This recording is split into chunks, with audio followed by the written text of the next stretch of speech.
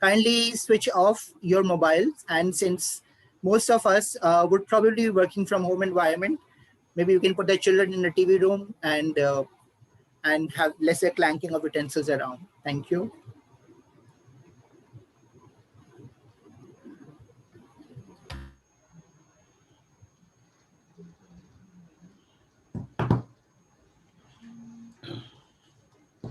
Kapil, are we live now?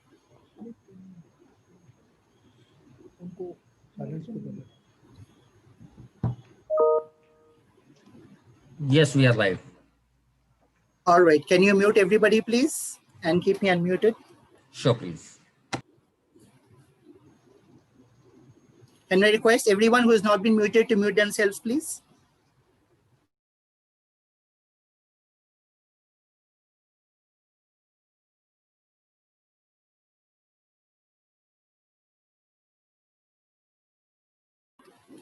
Kapil, are we live now?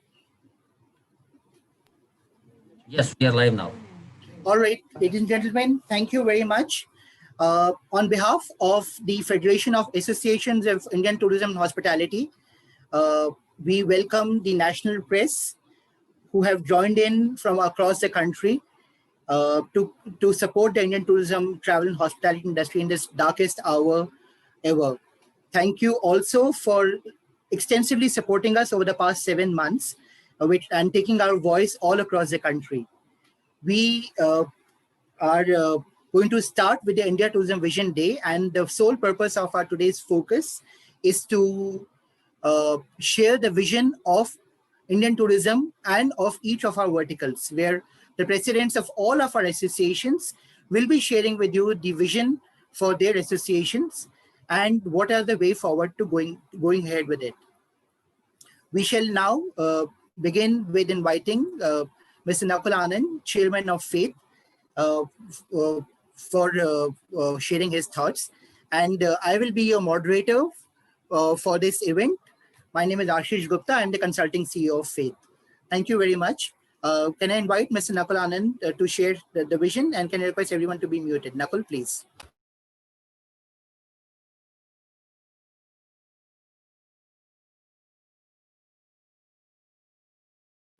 Kapil, is Nakul muted? Can you unmute him, please?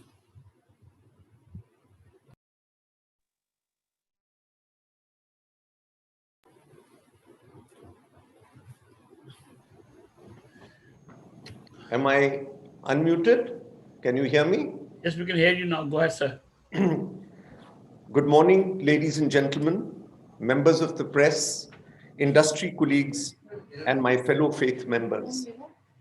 On behalf of Faith, the Federation of Association in Indian Tourism and Hospitality, I welcome the national media to the first ever India Tourism Vision Day. All 10 presidents of the associations under the Faith umbrella are here to take you through the opportunities and challenges that confront India tourism, not just its future, but also its present. Friends, when Faith was launched in 2013, Indian tourism was ranked 68th at the World Economic Forum Tourism Competitiveness Study. Faith, along with the support of the Ministry of Tourism, worked on many initiatives to better this rank. In 2019, the World Economic Forum Tourism Competitiveness Survey, India achieved the 34th rank. Over the past 7 years, faith associations, their executive committees across the country have worked very hard with the respective state governments and central governments to undertake countless initiatives to double the global tourism ranking of our country. From 68 to 34 is a giant leap. But we still have a long way to go, and we will endeavor to take it to the next level. Our first goal is to move India to the top 20 rank in global tourism competitiveness in 5 years post-COVID, and then make our place in the top 10 ranks world tourism ranking in the next.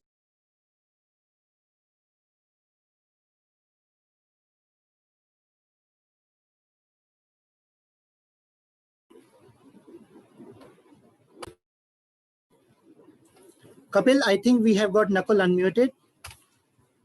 Kapil, I think we've got Nakul unmuted. Muted. Nakul, you have gone on mute.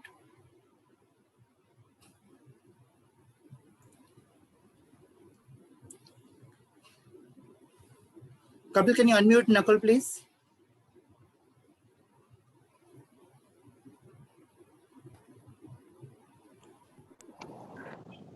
Am I okay now? Yes, please. Thank you. From 68 to 34 is a giant leap, but we still have a long way to go and will endeavor to take it to the next level. Our first goal is to move India to the top 20 ranks in global tourism in 5 years post-COVID, and then take our place in the top 10 ranks of the world ranking in the next 5 years. Indian tourism is estimated to account for between 9 and 10% of India's GDP on a direct and indirect basis. In the post-COVID normal, as our country moves towards the stated goal of becoming a $5 trillion economy, our vision is to have an economic footprint of $500 billion that would more than double the economic footprint of tourism from what it is today. This would unleash major employment growth for India. Our industry has the potential to double the jobs that tourism influences from around 5 crores to currently to over 10 crores.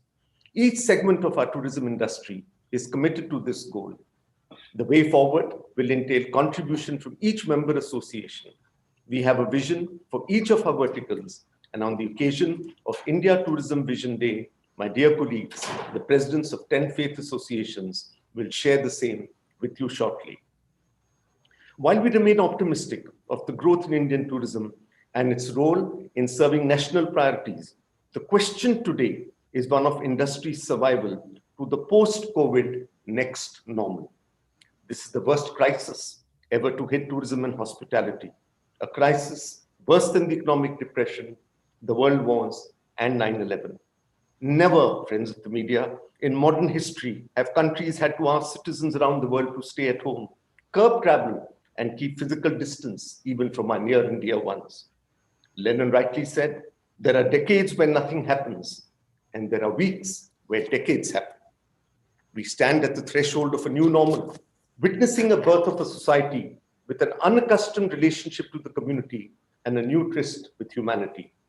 The world most certainly now has a much sharper definition of what constitutes a black swan event. As an industry, we were the first to be affected and will be the last to recover. Remember, travel is all about the movement of people, and so is the transmission of virus. Each vertical of our tourism industry is under deep stress. Travel agents, hoteliers, hotels, tour operators, tourist transporters, restaurants, guides, the list is just endless. The RBI risk survey, the income tax and GST collection data, the GDP data, all have repeatedly highlighted our industry's plight. Some months back, I had outlined, along with my colleagues on the board of Faith, survival, revival, and thrival, the three-phase recovery of Indian tourism. From now till the time the vaccine is deployed, we need to sustain tourism and the service talent that forms the core of this industry. How is this possible? We believe this will be best served by our request for a tourism COVID-19 fund set up by the Ministry of Tourism, where interest-free funds are given to support the employees and the operating costs of tourism companies. This could be done through a direct benefit transfer against the PAN card and GST identities. It is people who create memories for others, not things. The real value comes from the service giver who brings tourism to life. Today, friends of the media, they need your support to tell their stories. The tourism industry has been identified as one of the 26 most stressed industries by the RBI expert committee, eligible for restructuring. We thus need to ensure that an across-the-board moratorium is made applicable for tourism enterprises till March 22nd, 2022, or till the recovery happens. There should be no interest during that period.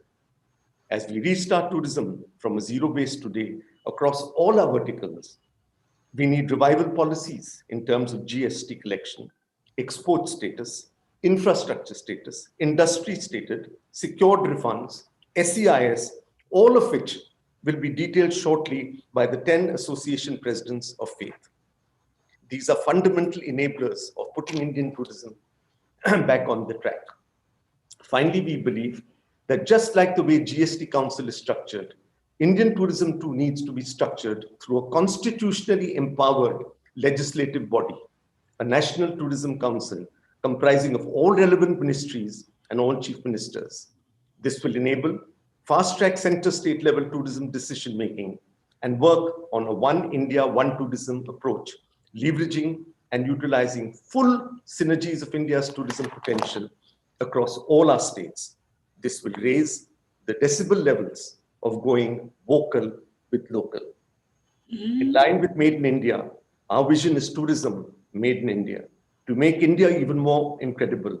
One of the most preferred tourism destinations, both for domestic and international tourists, offering best-in-class tourism experiences, infrastructure, and services right here in India.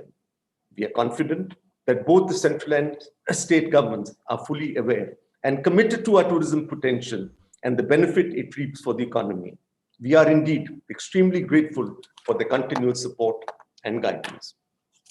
We can be the growth drivers for India, and like the white revolution, the green revolution, the digital revolution, the time now is for tourism revolution, leading to GDP growth, foreign exchange, and job creation. But for that, we need to survive to revive. As Chairman Faith, I will be failing in my duty if I did not bring to light the gravity of the situation that confronts us, as well as the opportunities in front of us. Friends of the media, my colleagues will now take you through a more detailed analysis. Thank you. Thank you, Nakul. Ladies and gentlemen, we will now move on to the associations, and we will go by ascending order. We would like to invite the President of Adventure Tour Operator Association of India, Captain Swadesh Kumar. Can I request everyone else to keep their mics muted, please? Swadesh, you're on. Thank you. Great. Good morning, everybody. On behalf of the adventure tourism industry in India, I welcome the national press to our conference. India has one of the most unique natural heritage of the world. We have been rated by the World Economic Forum as the 9th most competitive in the natural and cultural tourism resources.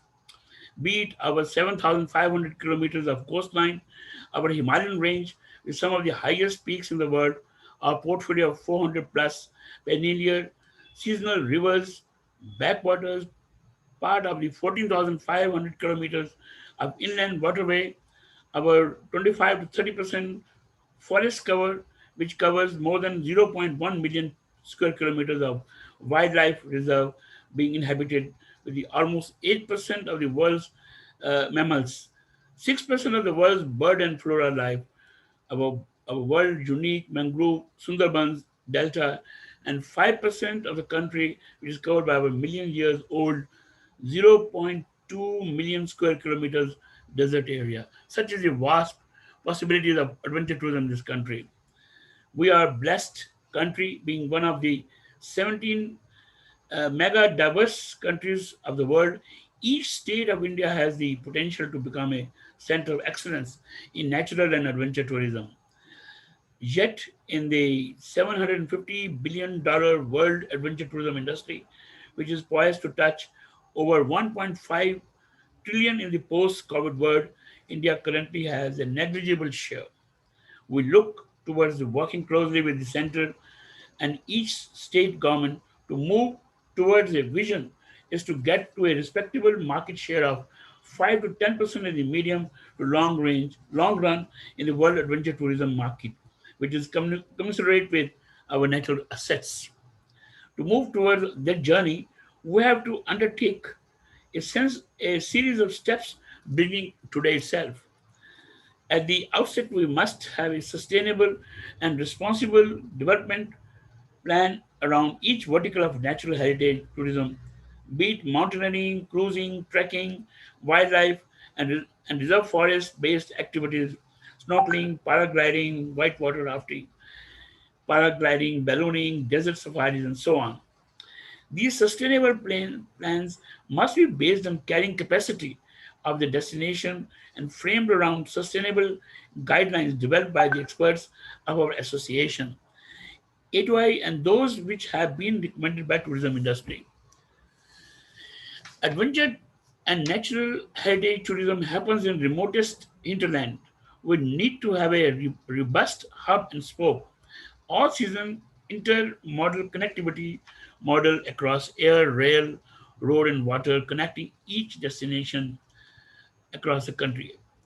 We want to become one of the top 10 nations in adventure tourism, ranking in the post-COVID world, and must accordingly have enabling policy mechanisms such as search and rescue, satellite phones, connectivity, X visa, global insurance, recognition, and more, and many more.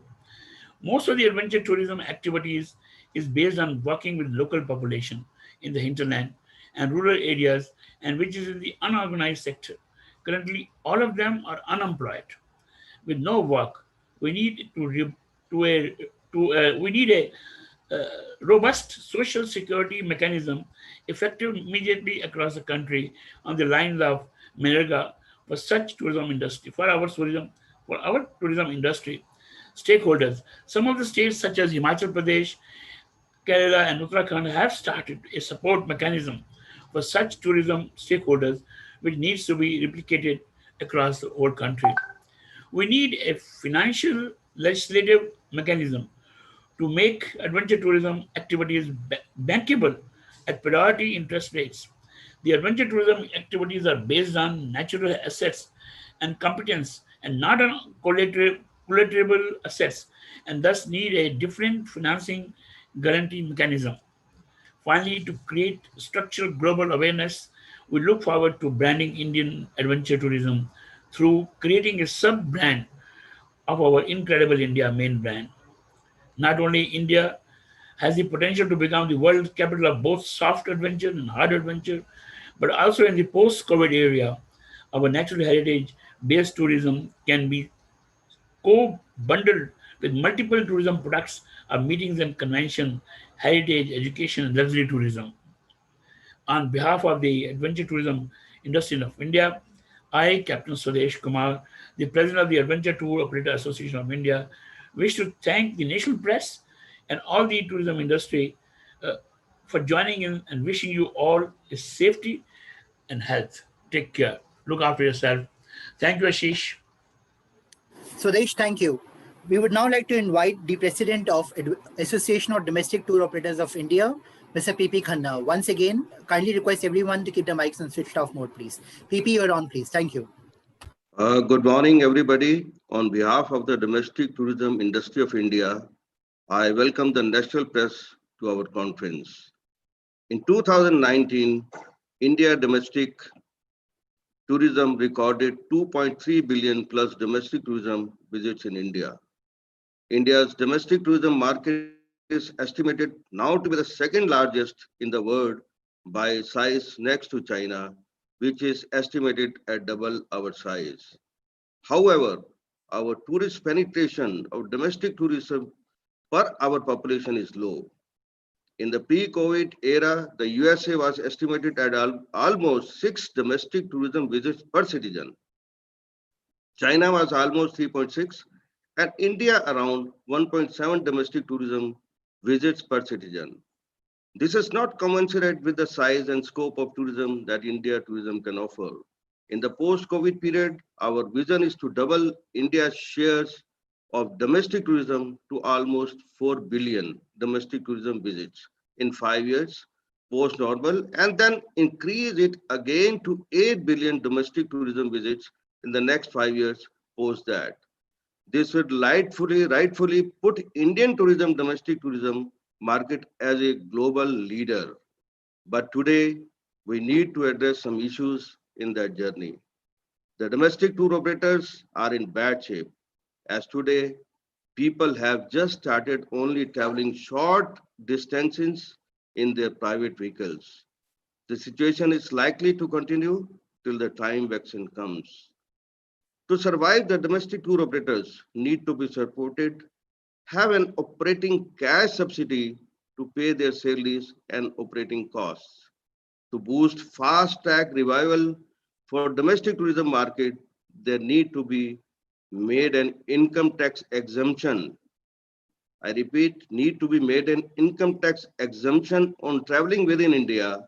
Indian citizens can get income tax credit for up to 1.5 lakh when spending with GST registered domestic tour operators, travel agents, hoteliers, and transporters. Not only will this organize the domestic tourism industry, which is highly unorganized, this will revive domestic demand in a systematic manner, a practice which is being followed in many countries such as Singapore, Thailand, Japan, etc. GST on our tour operators should be 1.8% with full set-offs and not 5%, which is making domestic tour operators uncompetitive. Outside of cantonment zones, all the states have to synchronize their border policies to enable Indians to travel freely, hassle-free, and without confusion. For our domestic tourism to become world-class, we have to have a consistent national focus on 3S, that is the safety, sanitization, and sensitization. The ideation drive by our tourism ministry to create special tourism zones across states, which would reflect the unique heritage of India in integrated world-class infrastructure is commendable. And its implementations must be fast-tracked to boost tourism supply. We are confident that the Indian domestic tourism will be the biggest employment generator and will boost capital expenditure for our economy. And our road to that vision begins by helping our domestic tourism industry surviving through this pandemic and reviving accordingly. In recognition of the same, we have discussed with Tourism Ministry and they will be celebrating 2021 as a Dekho Apna Desh as the year of domestic tourism. On behalf of domestic tourism industry, I, P.P. Khanna, the President of Association of Domestic Tour Operators of India, ADTOI, wish to thank the National Press and all tourism industry for joining in and wish you all safety and health. Thank you and Jai Hind. Thank you, PP. As I said, we are going alphabetically. Our next association that we would request is FHRAI, Federation of Hotel Restaurant Association of India. And I would like to invite Mr. Gurbakshish Singh Kohli, Vice President and in charge of FHRAI. Bogi, you're on. Can I request everyone to mute their mics, please? Thank you very much. Thank you, Ashish. Good evening, panelists, and welcome everyone who's watching this. Good morning. On behalf of the Hotels and Restaurant Association and the hotel and restaurant industry, I welcome everybody to the National Press and the National Press to our press conference. Hospitality and tourism contribute nearly 10% to our GDP and accounts for more than 12.5% of all the jobs generated in India. Just for sheer calculation, India's GDP being 275 trillion, 10% would be 275 billion, and taking the lower conservative and optimistic figure of only a 30% decline, which is really, really optimistic. We are talking about 5 lakh crores that's at stake as regards to this industry. We all know this pandemic has brought unprecedented societal changes that may result in long-term reductions in travel, be transformative for the entire planet, and it will dramatically affect tourism. Hospitality is worst affected, the first to go down and the last to come up. We are facing right now low consumer confidence besides forced closures, reduced disposable income, and continued health concerns. India has an estimated more than 55,000 hotels, over 5 lakh restaurants, and our vision is to make India the concept, hospitality, and cuisine capital of the world. We perhaps are the only country in the world where hospitality and accommodation products can be created around diverse segments of tourism, be it adventure, accommodation, pilgrimage, heritage, MICE, hills, forest, cruise, sports, students. I can just go on and on. It's also widely experienced that in India, cuisine changes every 200 square kilometers, maybe less. For example, the same dal tastes different every 100 kilometers. It's spicy in Maharashtra, it's sweet in Gujarat, rich in Punjab, and so on. Even within a single state, the cuisines differ vastly. That would make India the most unique country with an estimated 1,000 regional and hyper-local cuisines reflecting the diversity of India's geography, history, and culture. To make India the global hospitality and cuisine tourism capital and create an ecosystem for entrepreneurship and business models, we need an enabling environment from the state and the central governments. We need our government to take timely decisions. In tourism, the maxim, the early bird gets the worm, fits perfectly. Foremost, tourism and hospitality of India needs to be declared and treated as an industry.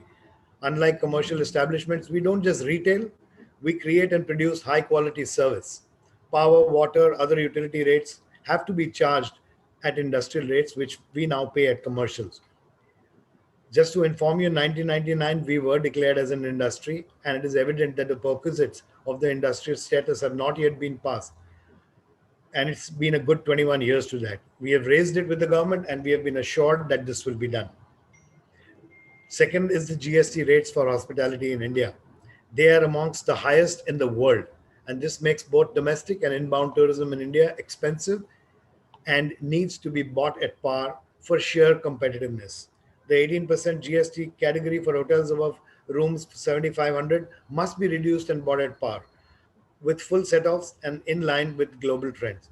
Restaurants should be allowed ITC set-offs, which are presently not. This is directly against the canons of GST. There are so many things. We can just keep on going about this, but I will not because it will just make my address a bit too long. Heat, power costs, liquor excise, and also property taxes are all forms of very high cost input costs on hotels and restaurants. These needs to be made available as input cost set-offs for GST truly will make us one country, one tax, and will make our hospitality truly cost effective and stimulate demand. Another thing is e-window clearances. We have more than 78 licenses to clear. This we requested the government to have an e-window single clearance at the national level to enable hotels and restaurants through the Hospitality Development Promotion Board, HDPB. All licenses, permissions must be thoroughly examined for redundancies and standardized at a national level. This will bring down the cost of reopening and annual cost of compliance. For revival, it is also critical to permit our eateries to utilize their open spaces, which due to social distancing would have reduced capacities. Consumer confidence, we all know, is at an all-time low. The government needs to create an inviting atmosphere and reduce the fear in the minds of travelers. Let's just start by getting rid of those depressing mandatory caller tones which one has to hear when one makes a call. Instead of telling us what Corona is all about, everybody's got a PhD in Corona now. Let's just have a caller tone that invites you to visit India, talk about Safe India and how tourism fraternity is following safety protocols to ensure the safety of guests. Invite instead of restrict. Indian consumers may be also incentivized to eat out like the UK eat out subsidy scheme. There's so much to be learned from other countries.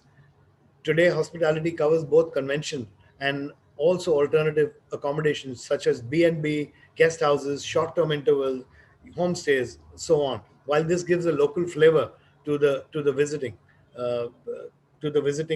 traveler, it is very critical to ensure that there is a level playing field in terms of compliances and entry requirements. The OTAs and FTAs, that is the online travel agents and the food distributors, must be mandated to include only those entities in their list who are regularized and registered. This is the darkest moment for hospitality industry, making hotels and restaurants the worst hit. As the Apex Association, the voice of the hotel and restaurant industry, our constant dialogues make us confident that state and central governments will enable a lot of these policies to revive hospitality and tourism industry, which is looking at least a 40% permanent closure. Here it is very important to point out that we deal with the most perishable commodities, and we are absolutely different from the manufacturing sector who can store their products on sale for another day. Unfortunately, hotel rooms and table bookings are lost forever if not utilized. Therefore, deferment may not really be the answer alone, and we may require waiver in many things. Otherwise, it means I pay for today at another later date, which keeps the burden alive. I also believe that the Indian entrepreneur is one of the most resilient and will rise fast, making opportunities of current situations. Together, we must look forward to rise quickly and get back online. The tourism industry is one of which can handle and almost single-handedly drive the economy towards revival. We need support from our governments, and they need to shed the elitist tag they have given us. On behalf of the Hotels and Restaurants Industry of India, myself, Gurbakshish Singh Kohli, the Vice President in charge of Federation of Hotels and Restaurants Industry of India, or the FHRAI, wish to thank the national press and the entire tourism industry for joining in. Wishing you all safety and health. Thank you. Okay, thank you very much. We would now like to invite the Secretary General of Hotel Association of India, retired IAS, Mr. M.P. Besbarua. Can I request everyone to go on mute, please? Thank you. Mr. Besbarua, you're on next, please. Thank you. Thank you, Ashish. Good morning to everyone, and greetings from the Hotel Association of India to the national media. Hotel and hospitality industry, which is the core of tourism industry in India or anywhere else, has a vision and is driven by a vision. The vision is to make our hospitality the best in the world and to increase the intensity of high quality hotel accommodation, which is at present quite low compared to the global tourism leaders. India has less than 0.2 million classified hotel rooms. This has a direct correlation to our global tourism share, which is around 1%. This number of rooms and accommodation has to be increased manifold if our tourism targets for international and domestic visits are to be achieved. To achieve our vision of leadership role in global tourism and to attain our global goal of enhancing quality hospitality infrastructure, we need to make enabling policy changes to hospitality, which is a social infrastructure. If India targets, for example, 1 million classified quality hotel rooms to be developed, that would imply a huge capital expenditure of 2.5 lakh crores, assuming a conservative average cost of 25 lakhs per room. But such kind of capital has to come primarily from the private sector, and that requires long-term investment-friendly policies like low interest rate regime. Hotels are projects with a very long break-even period. Hotels thus require to be declared as a social infrastructure sector so that long-term funds are accessible at suitable interest rates to attract private capital flows. Encouraging such investment is in the national interest as well, and it's in tune with the national policy to push demand-driven economic recovery and will create both income and employment across the country.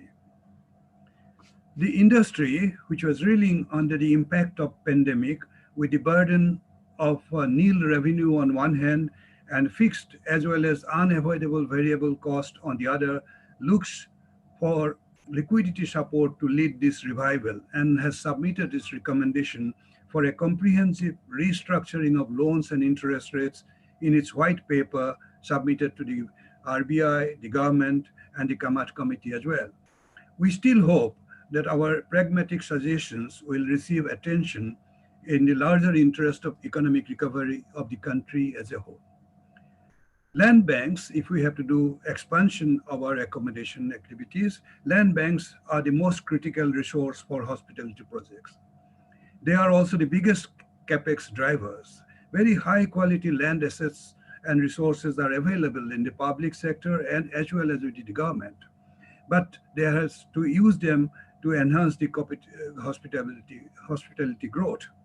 However, to do that, we need a hospitality public-private partnership models to be standardized across the country and properly modeled. FAR, the floor to area ratio, is a critical tool too, and that to bring down the per room cost of hospitality. Many advanced countries like USA have very successfully adopted FAR policies which enable the vertical growth in midtowns. we should also at this time look at FAR policies for hospitality which are uniform across the country and which are in tune with the global standards and which are the need of the hour. Tourism is one of the highest foreign exchange earners and is well known, and accordingly, we need to be recognized with an export status.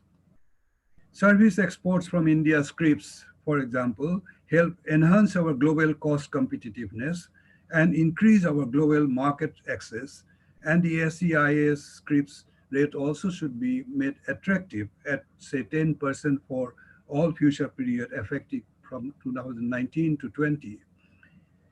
These are only some of the many enabling policy aspects which are needed for our revival and travel and making the contribution to the national economy in the future time, and to make us move faster towards our vision of enhancing high quality hospitality penetration in India.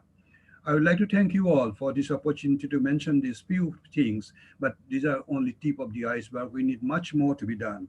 From HAI and from me personally, MP Bej Barua, Secretary General of the HAI, I would like to wish you all good health and good days ahead.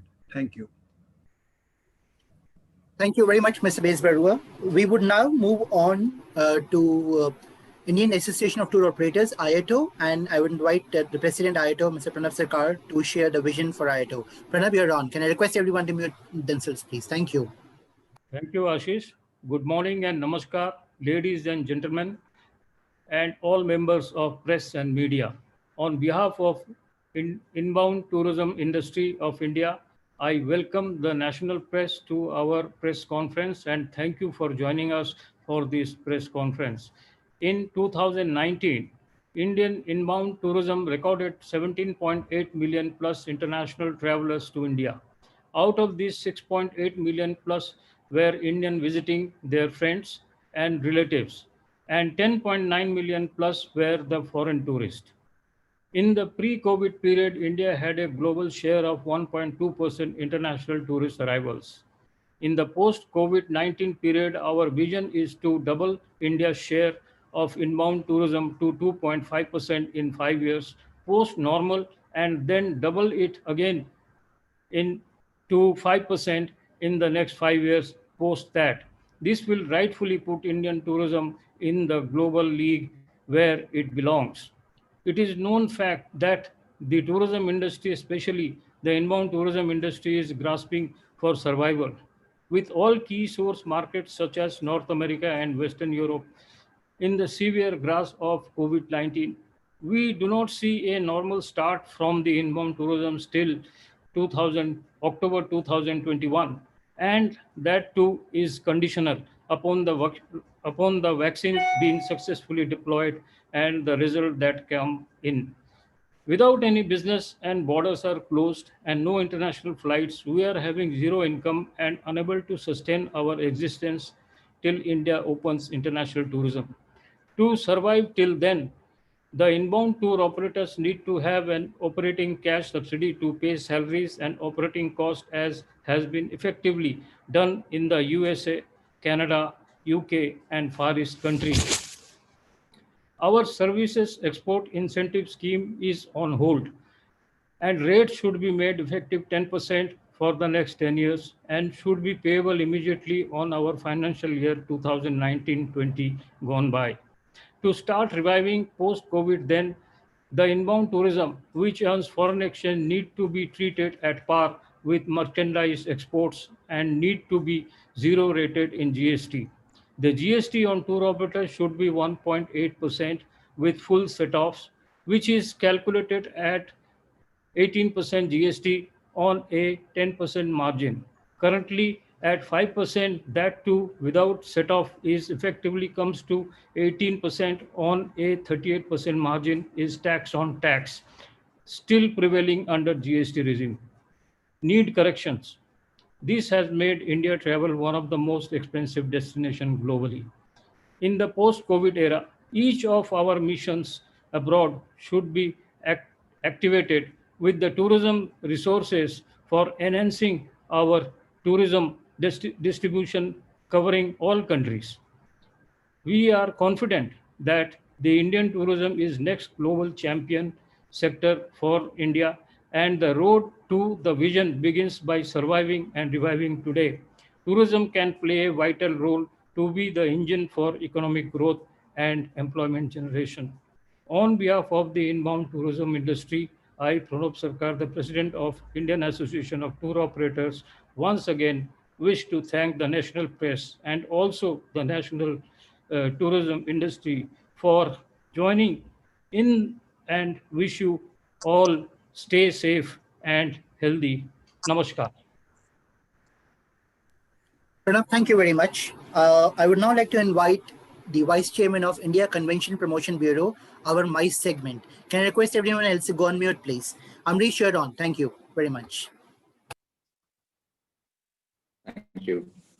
Good morning, everybody.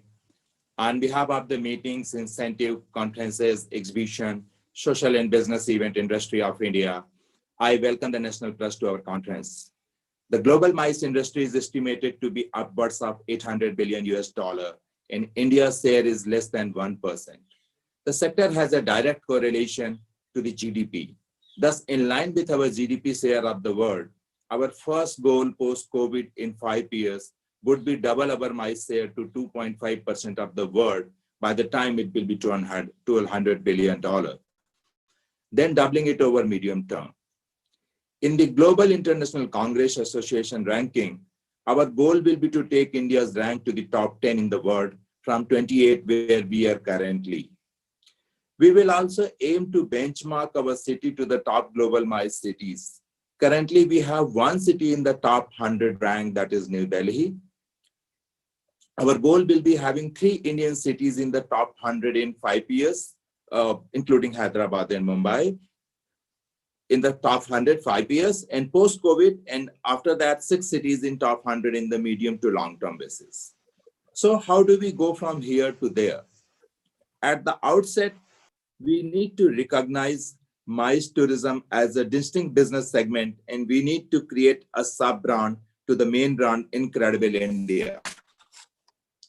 To target global congress, convention, and conference and social events, we need to create a global MICE bidding fund with a corpus for 500 crore to enable our entrepreneurs undertake techno-economic bids for events which have a bid cycle of 2 years plus. We need to create city convention bureaus in each of our main cities, which will work with ICPB, that is India Convention Promotion Bureau, the nodal body of the MICE industry, as they have to carry out a global bidding activity. In the post-COVID era, we also need to incentive Indian corporates to undertake domestic MICE and to prevent Indian MICE events from going abroad.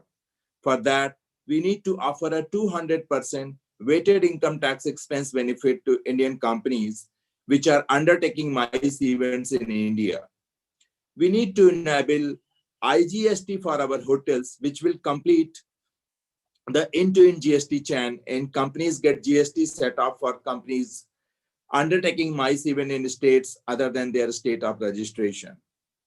Also, our GST rates are one of the highest in the world, and to revive, we should move immediately to a 12% GST rate for all MICE-related events with full set-offs, and gradually to below 10% in the medium term with full set-offs. MICE infrastructure is a highly capital-intensive, long gestation business, and thus we look forward to this being also declared as infrastructure sector to have long-term funding access to low interest rates. Top meetings and convention destinations globally have attractive incentive programs for meeting planners to consider their destinations. India too needs meaningful incentive to boost the sector and to meet global competition.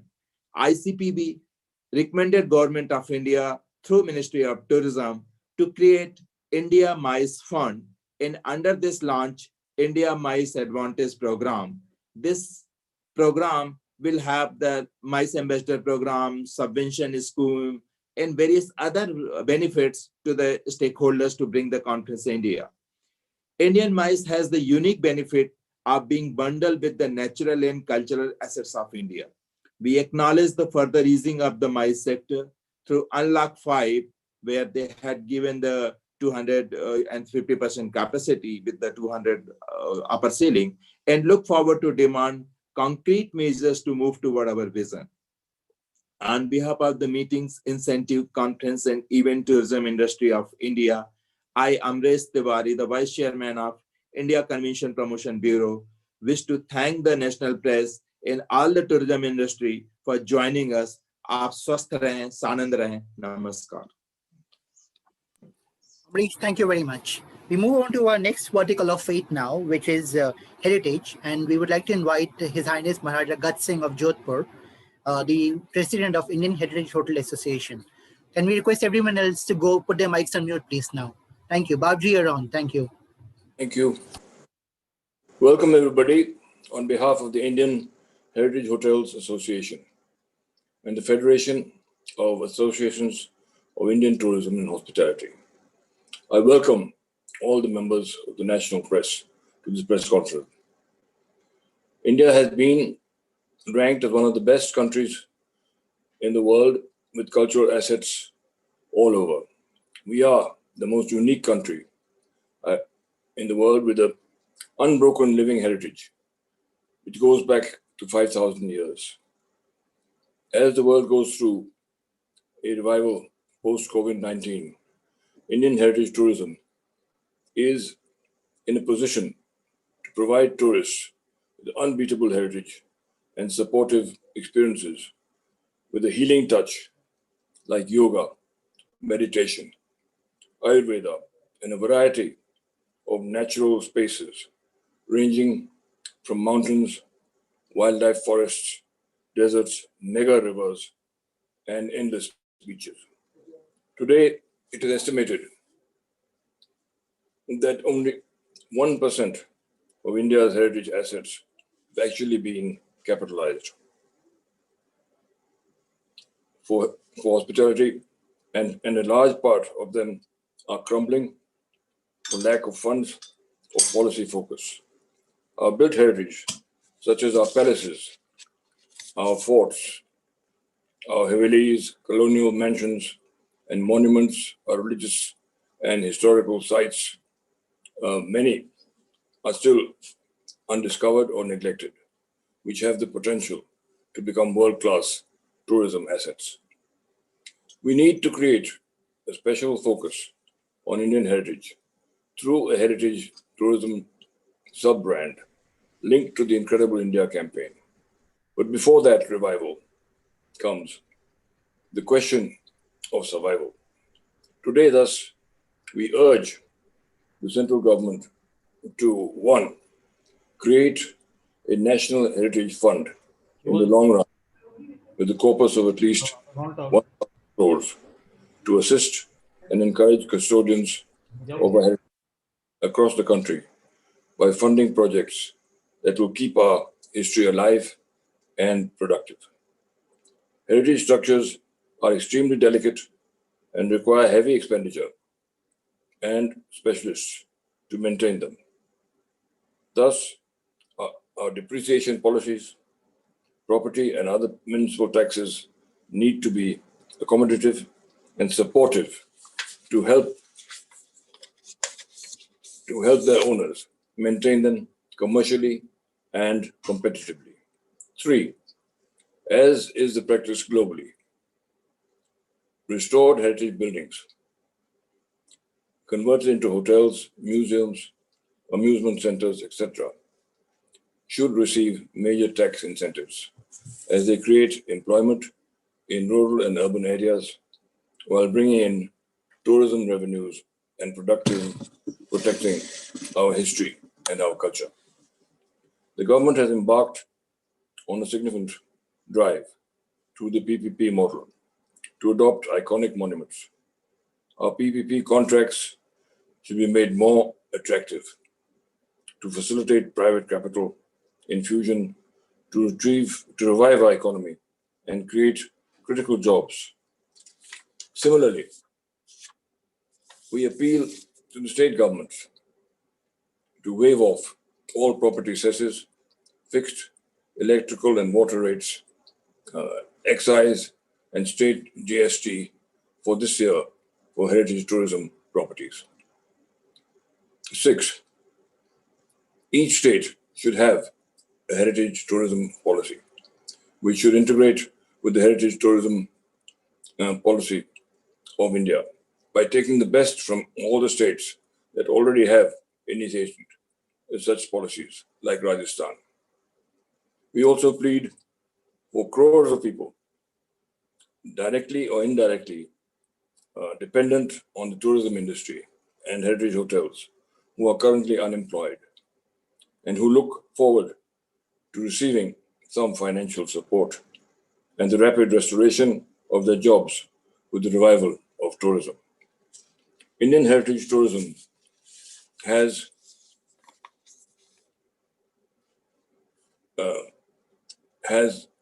vast untapped potential. Our past can be the catalyst for our future, and we look forward to working closely with the state governments and with the central government to untap this treasure trove of wealth.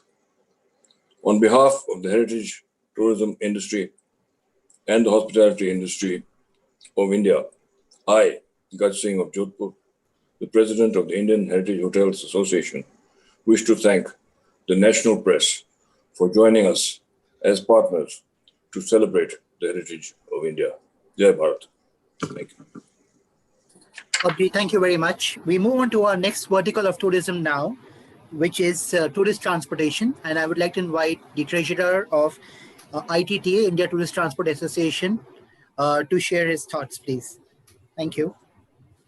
Thank you, Ashish. Good morning, everybody. On behalf of the Tourist Transport Industry of India, I welcome the national press to our press conference. Tourist transportation is the backbone of Indian tourism. Globally, in all the countries, stable and uniform policies for tourist transportation have stimulated growth. Thus, our vision for Indian tourism is very simple and straightforward. We want to provide a seamless, safe, and satisfying driving experience across the country. However, to make that vision happen, we must address certain ground-level realities of today. As a long-term solution and to truly have one country, one tax, it is critical to make available all costs of tourist transport for GST set-offs. These include interstate taxes, taxes on fuel, and taxes on parking, all of which exceed almost 40% of our cost of operations. To ensure that tourist transporters are unable to provide world-class experiences, permission must also be provided to import tourist vehicles under EPCC scheme by tourism service exporters. To ensure a seamless tourist transportation experience, we need to standardize all interstate taxes and make it one India, one tax. These are important for revival, but measures have to be taken for survival too. Number one, lack of cash inflow is the most pressing issue during the COVID, and thus it is most critical that refund of unutilized GST credit lying with the government to the operators must happen immediately, which will ensure liquidity into the system. Number two, it is also important to have exemption from payment of insurance premium for the tourist transport vehicles for the financial year till the complete stability happens. Number three, the tourist transportation industry is in a deep distress. In addition to provide operating financial support to us, moratorium on EMI on the tourist vehicles should also be provided for another 1 year. Number four, there needs to be complete waiver from payment of interstate taxes on tourist transport vehicles for a period of 1 year till the complete resumption takes place. Implementation of all these measures will ensure survival of tourist transporters and movement towards our vision of creating a seamless tourist experience. On behalf of the Tourist Transportation Industry of India, I, Sharat Chandra, the Treasurer of Indian Tourist Transporters Association, ITTA, wish to thank the national press and all the tourism industry for joining in and wish you all the safety and health. Jai Hind. Thank you, everyone. Sharat, thank you very much. We would now move on to the travel agent vertical of Faith. And I would like to request Ms. Jyoti, the President of TAI, and the Vice Chairman of Faith to share the vision for TAI, please. Jyoti, can I request everyone to mute their mics, please? Thank you, Ashish. Good morning, dear media friends and industry colleagues present. I'm Jyoti Mayal, the President of Travel Agents Association of India and Vice Chairperson Faith. The Indian tourism industry is and will undergo a massive radical change in business and livelihood. In the post-COVID era, we see Indian travel and tourism becoming one of the biggest travel opportunities globally over the medium to long term. Whether it is outbound, domestic, or inbound travel, or in travel segments of business, leisure, weddings, conferences, or special activities such as medical or rural tourism travel, we look forward to creating multiple opportunities for our travel agents fraternity. We've been in close discussion with the tourism ministry for the same and look forward to more. We're looking forward to exciting new segments emerging for our travel agents community. There is immense disruption happening from online technologies, and travel is the first one always to be hit and continues to be increasingly impacted. We have to face the challenge and work with it, and as such, we are constantly planning to enable our travel agent communities to partner and create combinations of online and offline models. We are increasingly partnering with multiple country tourism boards to collaborate with the Indian travel agents fraternity and expand country opportunities for them. All of these require a significant component of reskilling and upskilling of travel agents fraternity, and our prime focus is to enable them to create more opportunities in the post-COVID world. A key requirement is to make Indian travel agents globally competitive. The recently introduced TCS makes Indian travel agents uncompetitive by 5 to 10% from their global counterparts. This comes on top of the GST, which makes our travel agents even more uncompetitive. We are strongly recommending abolishment of TCS on outbound tour package. A favorable GST regime for travel agents is extremely critical as part of our vision for the future, and we are in constant dialogue with aviation and finance ministries to address that. We hope to see a competitive GST regime for our travel agents being rolled out soon, especially on the reseller model for airline ticketing and IGST input tax credits for tour operators and customers. We look forward to organizing and restructuring the travel agents industry and protect our fraternity from fly-by-night operations. This is critical to rebuild trust, and we are continually pursuing it both at the center and the state government's level. Aviation and travel agents have a symbiotic partnership, but that partnership needs to be kept healthy and mutually beneficial. While aviation has IATA to protect the financial interests, travel agents need to also be protected. One of the key solutions that we are working closely with the Ministry of Aviation is how to create a structured mechanism to secure travel agents and consumer payments and protect their hard-earned money from defaulting airlines. We need DGCA to be a smart and proactive regulator like SEBI, IRDA, etc., protecting the trade and our members. We definitely need a more stronger relationship with MOCA and a tourism task force platform directly under the aegis of the Honorable Prime Minister himself to focus strongly on travel, tourism, and hospitality to revive the economy. It is also imperative to expand the number of bilateral air bubbles and allowing tourism and business traffic while ensuring RT-PCR tests, and we are in constant discussion with the Aviation Ministry for the same. Flights to and from underserved markets should begin immediately since there are no air bubbles or VBM flights. For all this to succeed, such partnerships are critical for the travel agents industry across the tourism industry value chain and with various ministries, and thus we keenly look forward to the same. This is crucial time. We have to survive and revive and continue to build trust and confidence to deal with the challenges today to build a stronger, sustainable, restructured future for the post-COVID era. We definitely need to together, and dear media, with your support to achieve with all stakeholders, including the government, and to create confidence and demand, the 3 C's to stay ahead at all times: cooperation, collaboration, and consideration, to build the 3 S's of tourism: safe, secure, and sustainable. Once again, on behalf of TAI and Faith, I'd like to appreciate the National Travel Press, national and and resilient tourism industry present for sparing your time, for joining in, and wishing you all safety and health. Thank you. Namaskar. Thank you, Ashish. Thank you very much. I would now like to request Mr.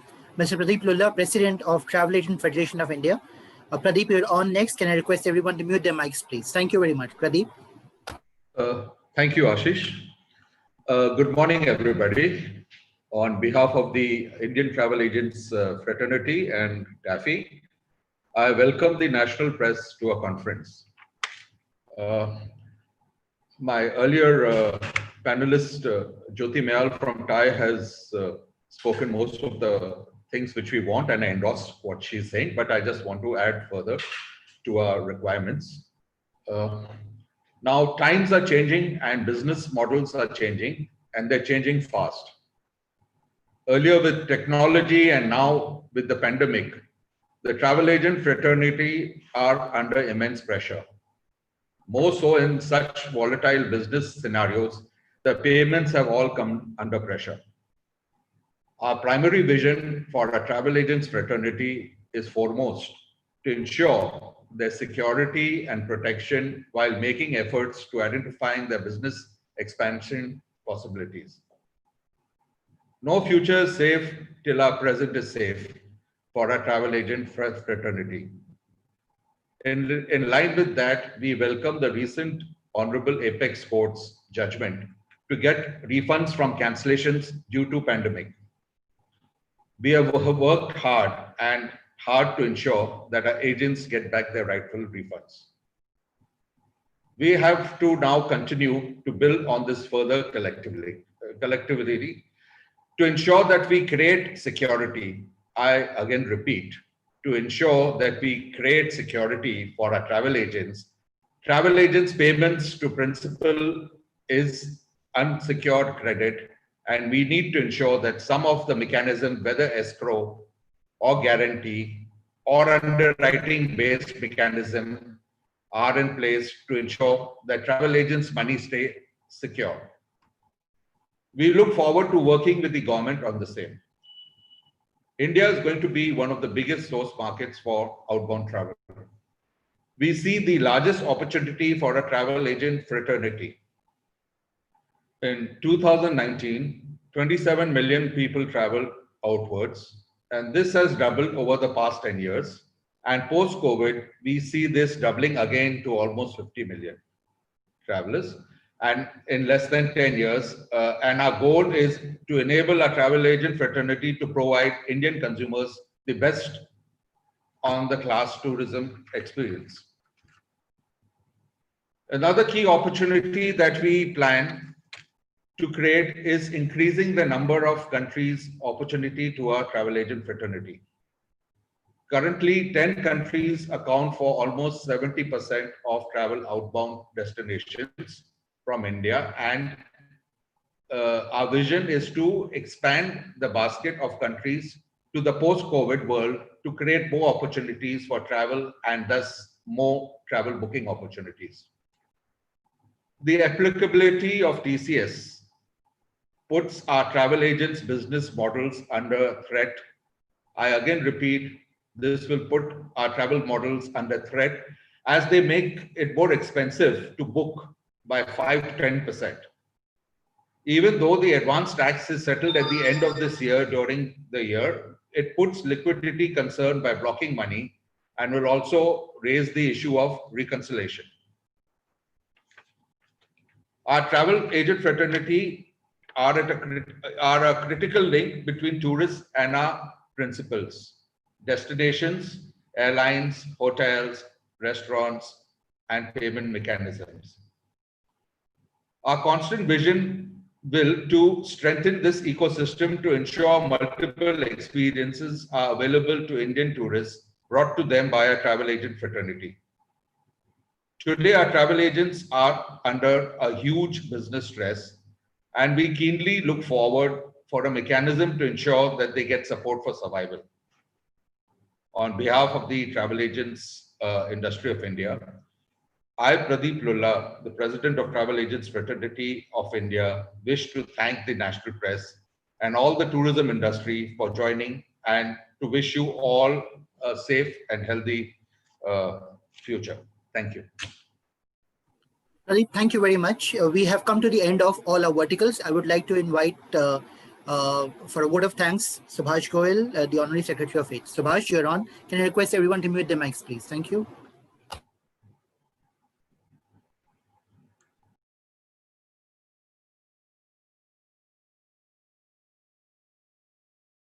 Subhash, can you unmute your mic and for a word of thanks, please?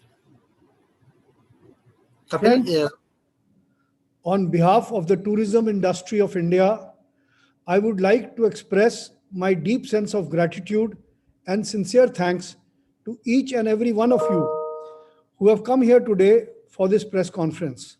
I'm sure in the larger national interest, you would highlight the issues raised by all the 10 associations of the tourism industry. Because by raising these issues, you're not only saving Indian tourism, but you're saving Indian economy. Friends, you will agree that in the past 7 months, the industry and the national economy has faced the worst crisis ever in the history of India. Your help, dear friends, and your support is very crucial for not only to save the Indian tourism industry, but to save millions of jobs which are at stake, to save our country's economy and to save our country. Friends, your support in highlighting the national issues has given us hope and confidence to tide over this crisis. We are thankful to the Honorable Tourism Minister, the DG, the Secretary, and the entire team who have taken up our issues at the highest level, whether it was the Prime Minister, Prime Minister's Office, Finance Minister, Commerce, Medium and Small Industry Ministry, Railway Ministry, and Civil Aviation, Niti Aayog, etc. Friends, we have reached every single member of Parliament in Rajya Sabha and Lok Sabha with our issues. It is very unfortunate that till now nothing has been done, nothing substantial has been done, and the lives and jobs of the tourism industry are at stake. We are thankful to all the state governments for listening to us, especially Kerala State, which has given financial relief not only to the tourism industry, but also to every sector, including tourist guides, from their specially allocated funds. I hope that the other state governments will follow, and the central government will also follow the Kerala example. Dear friends from the media, we are in highly stressed time where the priority of a positive image of India is in your hands. Instead of showing negative image and creating tension, we appeal to you to highlight the positive news. For example, out of 1.3 billion people in India, the death rate is less than 1%, which is the lowest in the world. And also the recovery rate, which is more than 84%, is one of the highest in the world. With positive news, there will be positive image of India, and we will be able to revive, our tourism and aviation industry. Friends, with your help, we are confident that all our concerns will be addressed by the government, and they will be able to give relief package, not only for Indian tourism and travel and hospitality industry, but thereby putting the economy back on tracks. Friends, we are also thankful to all the membership who's here of the all 10 associations, the 10 presidents, and all the members who are listening to us.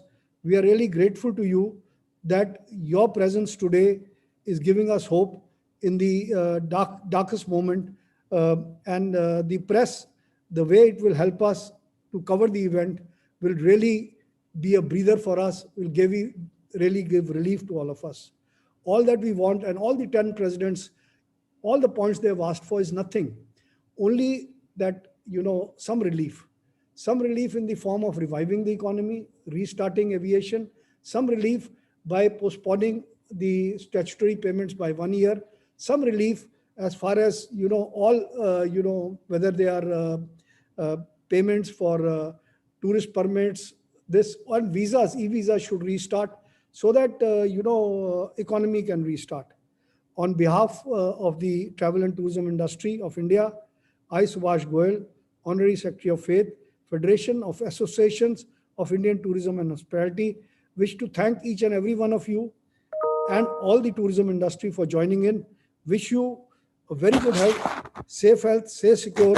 God bless our industry, God bless our economy, and God bless our country. Thank you. Jai Hind. Subhash, thank you. We now come to the end of our statements to the press. Can we have everyone on the mute, please? Kapil, can you put everyone on the mute, please? Thank you. Can I request everyone to be on the mute? Now, can I now request the national press to raise their hands electronically and ask a specific question to a specific person, and we'll unmute their mic, please. Can I request everyone to go on mute? And the press, Kapil, you'll have to help us here. Please identify who has raised their hands if you have any questions, and then we will take up the questions to a specific person. Can I request everyone to mute the mics, please? Kapil? I've muted everyone. Okay. Do we have questions from? Do we have questions? No one has raised hands as yet. Ladies and gentlemen, you'll have to raise your hands electronically. 1 second. Sorry, that's not. Hi, Mamta from Times of India. But looks like the raising hand option is not available. Because could you please check, Kapil? I can see you have raised hand now. Ms. Nisha Verma. Mamta, can we start with you, please? Yes, thank you. And then we'll go to great. Nisha. I'm so sorry, but I really couldn't find that option. Anyway, good morning to the panel. Thank you for your time. Just wanted to know what is the impact of the job loss? Because I remember Mr. Captain Swadeshi mentioned it's a 40% permanent closure. Could you first, any one of you could touch upon the major impact and list right from between the associations, and also what are the specific top 5 requirements and requests that you're placing with the central and state government? I'll take that question, Mamta. In terms of job losses, as we have earlier issued, our total estimated employment in the Indian tourism industry is approximately 10% of the total employable workforce, which we believe to be around 5 crores. From our own understanding of the way the situation is progressing, we have gone vertical wise, and practically barring the hospitality industry where there is some amount of bookings taking place, most of the other verticals are having a complete or semi or complete closure. So our estimates are that around 3.5 to 4 crores if the virus drags on for the remaining 5 months of the financial year, we would look at a full-time employment loss of 3.5 to 4 crores, organized and unorganized sector. Unfortunately, we do not have a sectoral breakup, but our estimates are FTE, a full-time employment loss of 3.5 to 4 crores, assuming the vaccine doesn't come and deployed till March 31st. We are only talking about the financial year. In terms of your second question about our top 5 for each, so since we have gone sector-wise, the agency will be sharing with you the statement of each of the persons. So we request you to kindly take out the top 3 or 5 from each of those. Mamta? Yeah, got it. Thank you. Thank you. Sorry, this is Ajay. Hello, I have a follow-up question. So your estimated job losses for the entire year, right? Till December, I believe, December 2020, right? That's correct. The job loss will have to be estimated on a full-time employment basis. And as we see now, while the unlock has happened, and we see, as was shared by the AD2I president, there is some amount of holiday making which is happening within 200 kilometers or 300 kilometers. And those are on sporadic basis. But systemic segment-wise revival has not taken place, be it MICE. Obviously, inbound will not happen for another 15 months. Travel agents are completely shut down. Tour operators, all the verticals are shut down. Corporate segment is completely shut down. So in a sense, we estimate, and this is just an estimate because the data is not available. Yeah, and that 40% permanent closure is for which vertical? Could be even more. This I think Captain Swadesh was talking about the adventure tourism vertical, and we do not have data points for all the verticals, but it actually could be much higher. Thank you. I want to say something. Would you mind? Please. Yes, Swadesh. Mamta ji, let me explain to you very simple. One thing the government does, and that is opening up the Himalayan states or all the states of adventure is taking place. It brings a huge business. At present, is off and on, and creating a lot of confusion. Let them open the Himalayas, all the Himalayan states, from a place to a place. Then we'll have the 12 Himalayan states. They each open up straight away. You will see a huge business. And I must tell you, it will help in the local economy of the local porters who are unemployed, living, waiting for the jobs to come. And if you open up the Himalayas, trekking, climbing, walking, all will start. And you have huge employment opportunities for young people who are really suffering. Thank you. Okay, sir. Okay.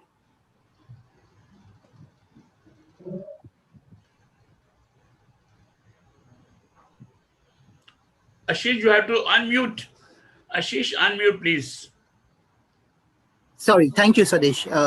Mamta, thank you. We'll move on to Nisha now, and then we'll move on to Ajay Tyagi. Thank you. Swadesh, thank you. Nisha, your question, please. Hi, hello everybody. I have like 3 questions for 3 different associations here. So first of all, I would like to ask the hotel associations, HRA and HAI and HHAI, that now that the earlier the focus was to get the hotels open, get the restaurants open, and in Delhi we've had a breakthrough yesterday that the restaurants will also open, hotels have already opened. But what will be the post-opening challenges now, because the demand is still not as much as it should have been. People are still scared to travel. So what are the associations at their end are doing to get that going? Secondly, for MICE, Mr. Tiwari had said, that they will prevent conferences from India to go outside. But from what we have been seeing, sitting here, that all the policies across the world are more open than they are in India as of now to attract people to these destinations. And in fact, numbers are also increasing. So what would be the strategy to prevent these conferences from going? How are you going to deal with the corporates? Then I would like to know from Tai and Tafi as well, what is the status with the Air India and their talks with them, because after the ruling has come out, there has been a breakthrough, but still the agents will not be able to get that service charge. There's still capping of fares. So what has been a breakthrough with that? Where the talks are as of now? Thank you so much. Sorry to bombard you with so many questions. Nisha, thank you. No, that's We will start with Can I go ahead with the ICPB? Can I give the MICE reply first? Yes. Can I go ahead? Please do. Amrish, carry on, please. Yeah. Thank you for asking the question. If you see the global industry, the growth rate, CAGR, that is, the cumulative annual growth rate in the be it inbound or the leisure in other market, it's globally around 6.5%. But if you see the India's outbound growth rate, it's 18%. We are the second largest consumer market in the world. We are the highest English speaking market in the world. And we are the 5th largest economy, and in terms of PPP, we are the 3rd largest. So lots of corporate movement happening in India, and these conferences, especially the meetings and incentive going abroad. So this meeting and incentive which is going abroad, because they do the lots of incentive, launch lots of scheme, and they take them out. But Government of India has done nothing practically to hold this crucial foreign exchange which is going abroad, to hold them back. So that is why we said if we have an India MICE fund, then create an environment under India MICE Advantage Program.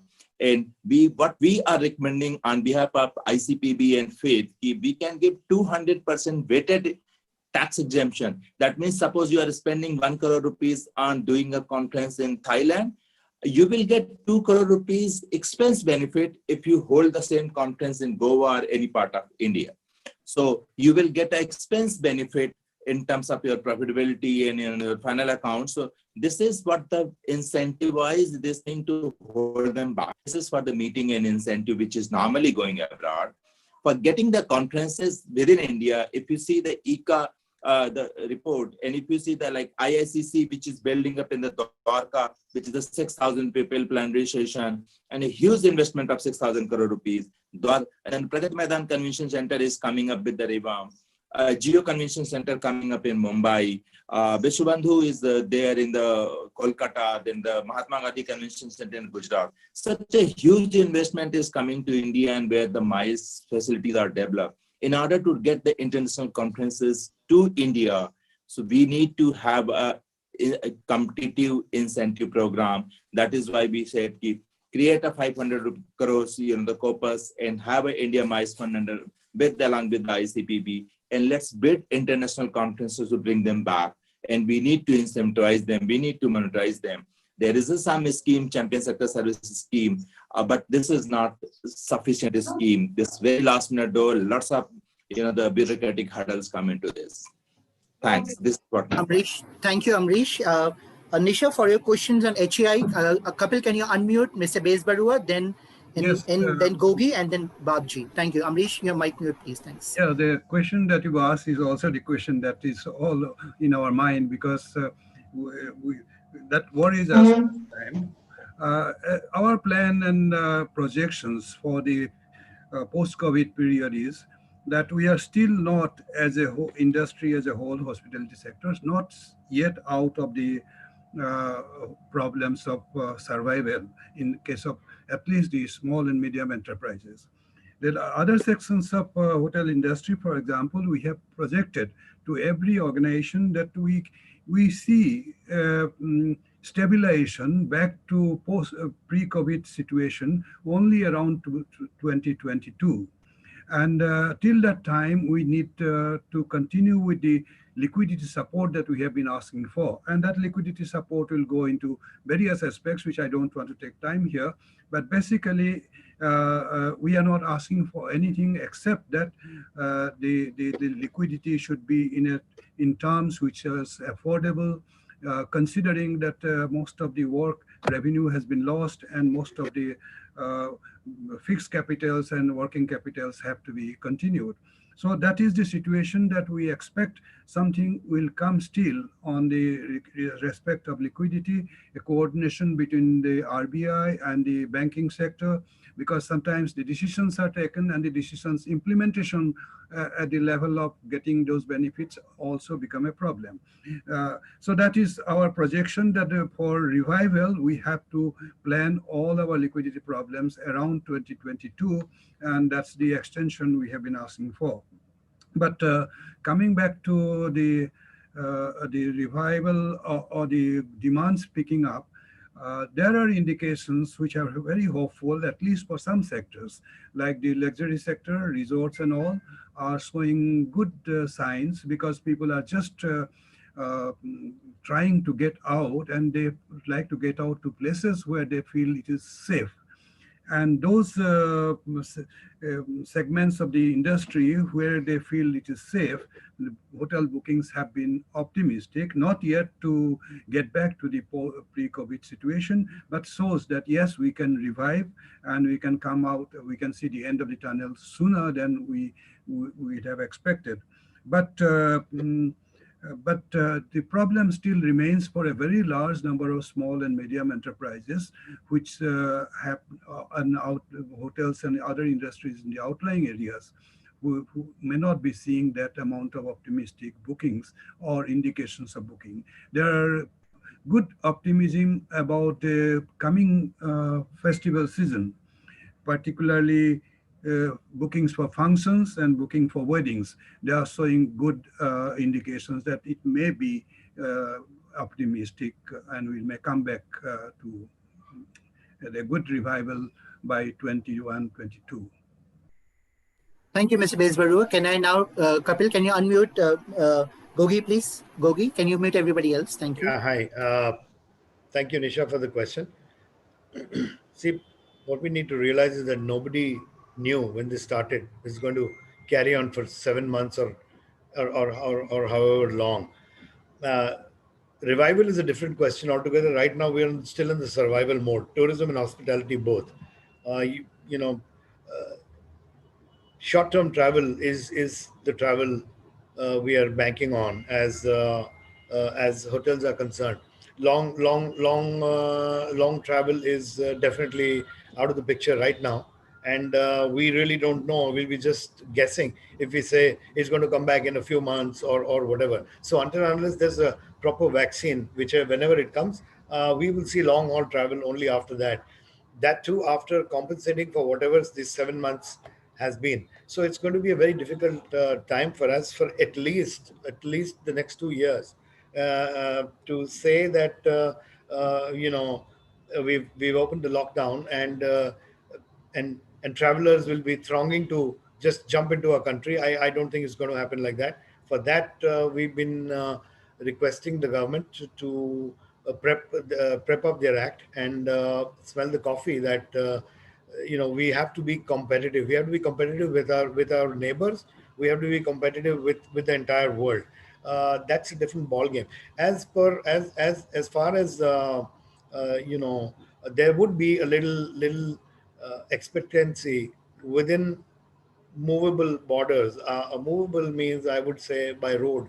So in any destination within 200 or 300 kilometers, or probably a 4 or 5 hour driving range, driving time from within an important hub, has seen a little growth, but only on weekends.